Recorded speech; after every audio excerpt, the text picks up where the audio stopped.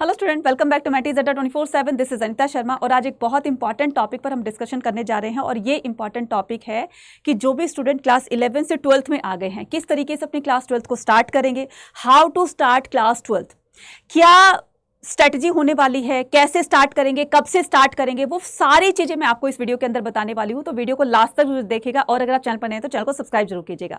Start करते एक बहुत ही ब्यूटीफुल मोटिवेशन कोट के साथ में, जो मुझे लगता है कि स्टार्ट से लेकर सक्सेस पाने तक के जो स्टेप्स हैं, जो कदम है, वो आपके ये हैं और इन्हीं पर आगे चलते हुए आपको आपकी सक्सेस मिल जाएगी, आपको आपकी मंजिल मिल जाएगी। तो सबसे पहले स्टार्ट करना होता है किसी भी काम को, देन उसके बाद उसके गोल सेट करने होते हैं, देन उसके बाद एक स्टडी, एक अच्छा सा एक स्ट्रेटजी बनानी होती है, देन उसके बाद रेगुलर क्लासेस को अटेंड करना होता है। अगर आप क्लास 12th में हो या किसी भी कॉम्पिटेटिव एग्जाम की तैयारी कर रहे हो या कुछ भी काम कर रहे हो, तो उसके लिए एक सही स्ट्रेटजी का होना बहुत बहुत ज्यादा जरूरी होता है। देन उसके बाद अगर आपको सपोर्ट चाहिए किसी भी, अगर आपको बुक्स की सपोर्ट चाहिए, अगर आपको टीचर्स की सपोर्ट चाहिए, आपको फ्रेंड्स की, आपको रिलेटिव्स की, आपके पेरेंट्स की सपोर्ट चाहिए, तो वो भी इसमें बहुत इंपॉर्टेंट रोल प्ले करती है। देन उसके बाद क्या होता है कि जो भी आपके डाउट्स वगैरह होते हैं, अगर आपको किसी से पूछना है तो वो डाउट तभी की तभी क्लियर कर लेने चाहिए। तब जाकर हम सक्सेस पर पहुंचते हैं, तब जाकर हम सफलता की उस मुकाम पर, उस सीढ़ी पर पहुंच जाते हैं जहां पर हमने एक सपना देखा था कि हमने इस मुकाम पर पहुंचना है। तो ये कुछ स्टेप्स हैं जो कि आगे बढ़ते हुए हमें अपनी सफलता को पाना है। स्टार्ट करते हैं यहां पर how to start class 12th। ठीक है, कि कैसे आपको क्लास 11 से 12th में आ गए तो सबसे पहले तो कांग्रेचुलेशन सभी को, है ना। और अभी से जो है अपनी क्लास 12th की प्रिपरेशन जो है वो स्टार्ट कैसे करनी है, वो सारी चीज मैं आपको बताऊंगी और अभी से लग जाइए अपनी। ठीक है, तो यहां पर कंप्लीट स्ट्रेटजी मैं बताने वाली हूं, कंप्लीट स्ट्रेटजी को फॉलो कीजिएगा। डेफिनेटली आपका क्लास 12th का बोर्ड एग्जाम भी और सीयूटी का दोनों ही बहुत अच्छे मार्क्स से आप लोग निकाल लोगे। ठीक है, स्टार्ट करते हैं। यहां पर सबसे पहला जो हमारा स्टेप है वो होता है हमारा गो थ्रू द सिलेबस। पूरे सिलेबस को जाने बिना बच्चे हम ना तो स्ट्रेटजी बना सकते हैं, ना अपना स्टडी प्लान बना सकते हैं, ना ही कुछ कर सकते हैं। जब हमें पता ही नहीं होगा कि क्या चीज़ हमें पढ़नी है, क्या चीज़ नहीं पढ़नी है, तो सबसे पहले जिस भी आप क्लास में हो ना, मैं सिर्फ क्लास 12th की बात कर रही हूँ, कोई भी अगर नई क्लास में प्रमोट होता है, कोई भी अगर किसी एग्जाम की तैयारी कर रहा है, कोई कुछ भी प्लान कर रहा है, तो सबसे पहले उसका एक ओवरऑल व्यू हमें पता होना चाहिए कि क्या चीज़ हमें पढ़नी है, क्या चीज़ नहीं पढ़नी है। तो सिलेबस जानना बहुत ज़रूरी होता है। नेक्स्ट आता है हमारे पास सेट अ गोल। अब आपको एक गोल सेट करना है। अब मैडम ये गोल सेट कैसे करेंगे? गोल सेट आपको ऐसे करना है कि आपने पूरा का पूरा सिलेबस जान लिया कि हमने क्या चीज पढ़नी है, क्या चीज नहीं पढ़नी, कौन कौन से टॉपिक हमें कवर करने हैं। अब आपको एक गोल सेट करना है कि आप अपने आप को किस कैटेगरी में रख रहे हो, यानी कि आपको कितने % अचीव करना है अपने क्लास 12th बोर्ड एग्जाम में। अगर यहां पर कोई एवरेज, बिलो एवरेज स्टूडेंट है, वो कहता है कि मैडम बस मेरे तो 50-60% आ जाए, 50-60% आ जाए मेरे लिए बहुत है। ठीक है, फिर उसके बाद सेकंड कैटेगरी जो एवरेज स्टूडेंट होते हैं वो कहते हैं कि मैडम मेरे तो 60-70% आ जाए मेरे लिए बहुत है। फिर उसके लिए कहते हैं कि मेरा 70-80 होता है, फिर उसके बाद 80-90 होता है और फिर 90-100 होता है। अब आपको ये सेट करना है कि आप अपने आप को किस कैटेगरी में रख रहे हो, आपका गोल क्या है। आपका गोल ये अचीव करना है, ये अचीव करना है, ये अचीव करना है। तो जो भी आपका गोल सेट आपने किया है, पहले तो माइंडसेट बना लीजिए कि आपको इतने % लेने हैं, तो उसी के अकॉर्डिंग हम लोग स्ट्रेटजी बनाएंगे ना। तो किसी काम को करने के लिए एक सही स्ट्रेटजी का होना बहुत जरूरी होता है और उसी स्ट्रेटजी के अकॉर्डिंग हम अपने आप को आगे बढ़ाएंगे। ठीक है, तो आपको सेट करना है कि बोलते हो कि मैडम मेरा तो 90-100% का स्कोर मुझे करना है और अपने स्टडी टेबल पर एक काम करना है कि जो भी आपका ये गोल होगा, उस गोल को आपको क्या करना है, उस गोल को अपने स्टडी टेबल पर लेबल कर लेना है, स्टिक कर लेना है, ताकि वो चीजें आपको रोज दिखाई दे।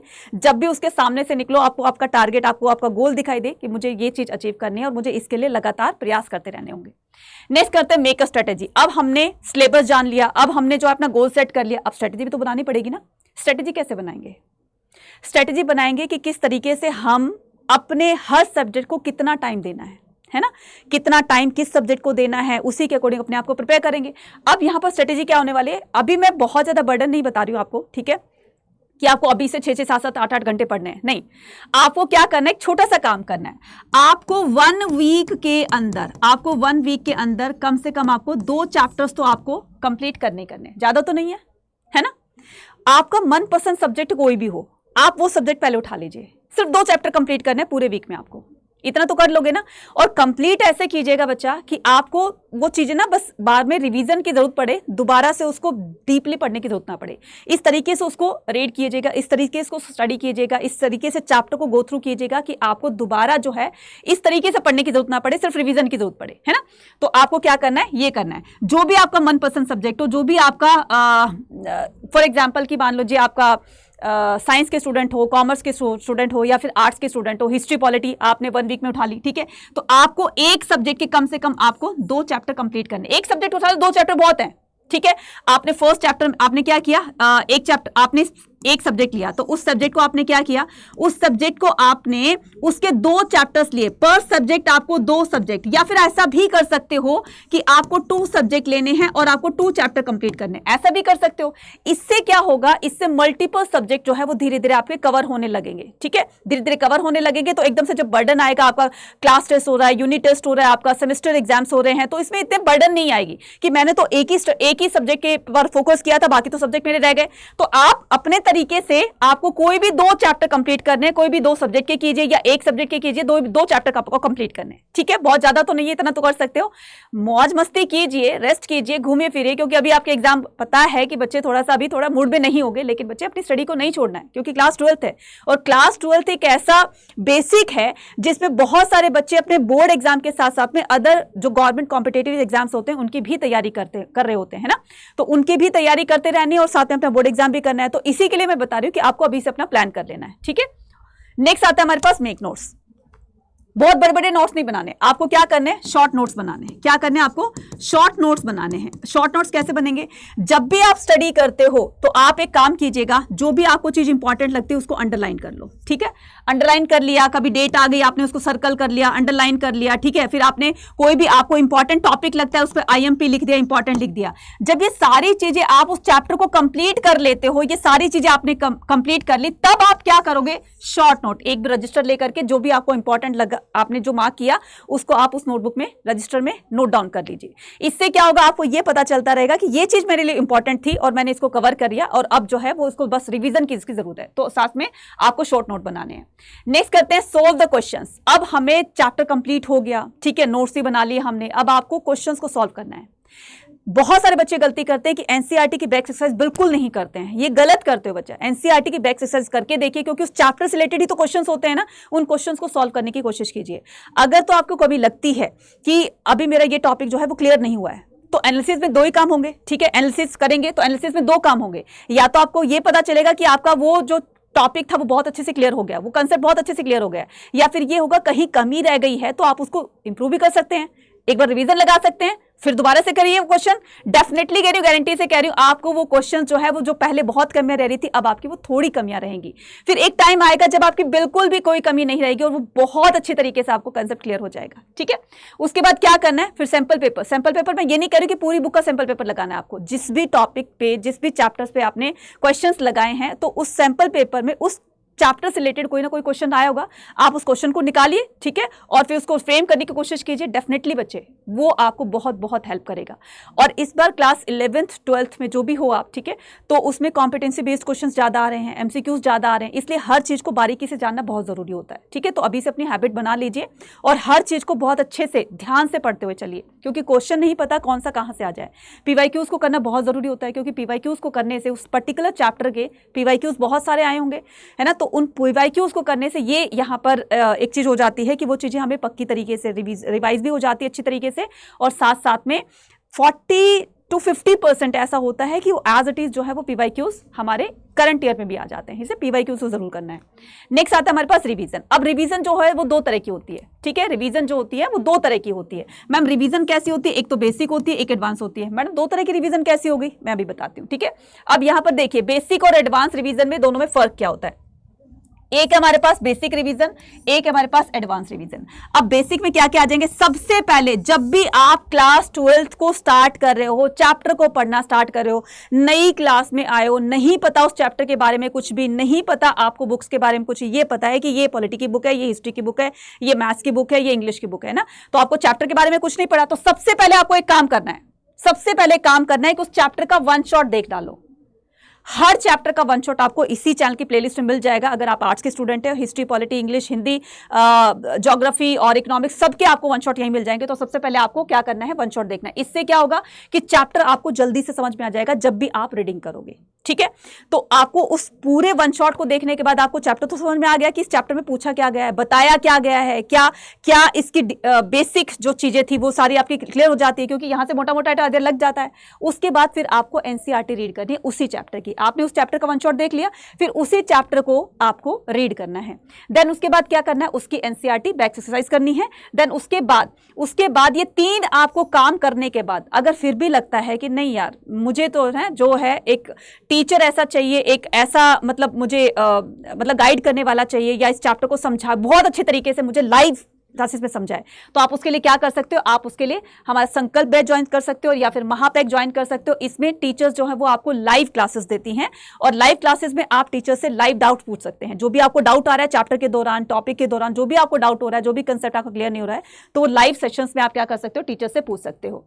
इसके बाद हम आते हैं क्या, एडवांस रिवीजन पर। अब मैडम ये एडवांस रिवीजन कैसे होती है? एडवांस रिवीजन में बच्चे जो भी आपकी रेफरेंस बुक होती है, आपने ये सारी बेसिक लेवल की क्लियर कर ली। अब आपको जो भी बच्चे अदर कॉम्पिटेटिव एग्जाम्स की तैयारी कर रहे हैं ना, सीयूईटी में तो खैर क्लास 12th की आती है, लेकिन जो अदर कॉम्पिटेटिव एग्जाम्स जो होते हैं जैसे जेई हो गया, नीट हो गया, या फिर और भी बहुत सारे, रेलवे का हो गया, एसएससी का, बहुत सारे बैंकिंग का हो गया, बहुत सारे बच्चे तैयारी कर रहे होते हैं। अब उस प्रिपरेशन के लिए आपको एडवांस लेवल की तैयारी करनी होती है ना, तो उस तैयारी के लिए आपको क्या करना है, कोई हेल्प बुक लेनी होगी, रेफरेंस बुक लेनी होगी जिसमें नंबर ऑफ क्वेश्चंस ज्यादा होंगे, क्योंकि जितने नंबर ऑफ क्वेश्चंस ज्यादा प्रैक्टिस करोगे उतनी ज्यादा परफेक्शन आती चली जाएगी आप लोगों के अंदर, है ना, और फिर आप कॉन्फिडेंट हो जाओगे बिल्कुल। नेक्स्ट आता है हमारे पास पीवाईक्यूज। मैंने उसमें भी बताया था कि पीवाईक्यूज को करना बहुत जरूरी है। कोई भी एग्जाम हो, चाहे वो आपका क्लास 1 से लेकर 12 तक का हो, या फिर सीयूईटी का हो, या फिर एसएससी बैंकिंग, कोई भी एग्जाम हो, उसके पीवाईक्यूज करना बहुत बहुत ज्यादा जरूरी होता है ना, क्योंकि पीवाईक्यू से क्वेश्चन की स्ट्रेटेजी पता चल जाती है और आपको सॉल्व करने का तरीका पता चल जाता है कि इस तरह से पूछे जाते हैं। मुझे लगता है कि सारी चीजें क्लियर हो गई हैं, ठीक है। अब आपके पास जो मैंने आपको एक बहुत इंपॉर्टेंट चीज बताई थी वो थी हमारा संकल्प बैच, है ना।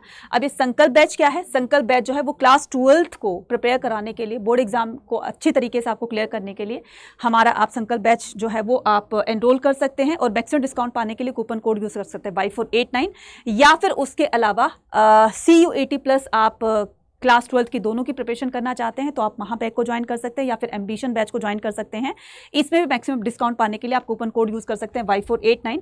अब इसमें एनरोल कैसे करना है? तो इसको एनरोल करने के लिए अड्डा 24/7 के एप्लीकेशन को डाउनलोड कर लीजिए। देन उसके बाद ऑल कोर्सेज पर जाना है।